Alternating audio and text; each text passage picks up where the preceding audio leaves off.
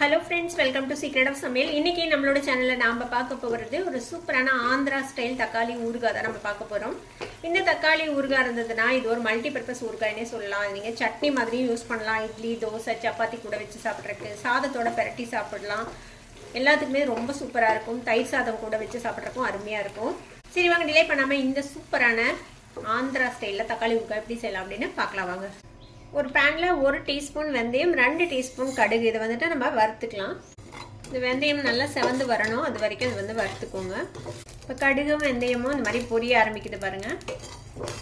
இந்த ஸ்டேஜில் நம்ம அடுப்பு ஆஃப் பண்ணிடலாம். வெந்தயமும் நல்லா செவந்துருச்சு, கடுகும் வந்து பொரிஞ்சிருச்சு. இப்போ இது ஆறுனதும் இது வந்து பொடி பண்ணி எடுத்து வச்சுட்டு போகிறோம். இப்போ அதே வடிச்சட்டியில் ஒரு 1/2 கிலோ அளவுக்கு தக்காளி வந்துட்டு இந்த மாதிரி ரஃபாக சாப் பண்ணி வச்சுருக்கிறேன். நல்லா கனிஞ்ச தக்காளி பழமாக எடுத்துக்கோங்க. நல்ல சிகப்பாக இருக்கிற தக்காளி பழமாக, அப்போ தான் வந்துட்டு பார்க்குறதுக்கு அழகாக இருக்கும், நல்ல கலர் வரும். கூடவே வந்துட்டு ஒரு எலுமிச்சம்பழம் அளவுக்கு புளி அதையும் எடுத்து வச்சுருக்கிறேன். இப்போ இதை ரெண்டையுமே வந்துட்டு வந்து பேனில் சேர்த்துக்கோங்க.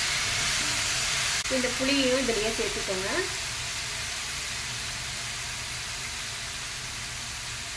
இப்போ இதை வந்துட்டு நம்ம நல்லா வேக வச்சுக்க போகிறோம். இப்படி எண்ணெயெல்லாம் விட வேண்டாம், இப்படியே வேக வச்சுக்கலாம்.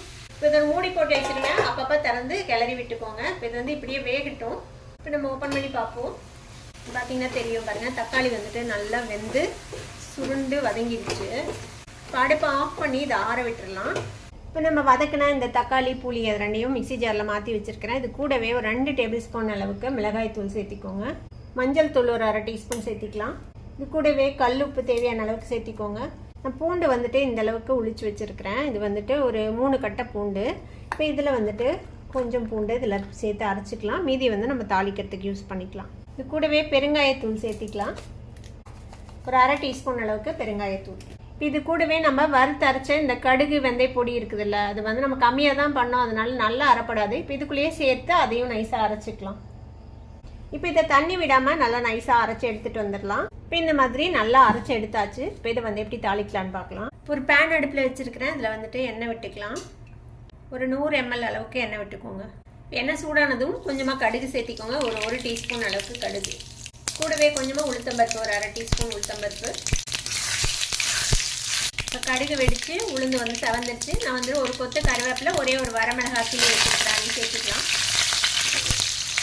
கூடவே உளிச்சு வச்சிருக்கிற பூண்டு ஒரு 20 பல்லு இருக்கும், சேர்த்துக்கலாம். இந்த பூண்டு வந்து வதங்கட்டும். பூண்டு நல்லா செவந்துருச்சு. இப்போ நம்ம அரைச்சி வச்சிருக்கிற இந்த தக்காளி விழுது சேர்த்துக்கலாம். தக்காளி புளி விழுது இப்போ இதையும் சேர்த்து நல்லா கலந்து விடுங்க.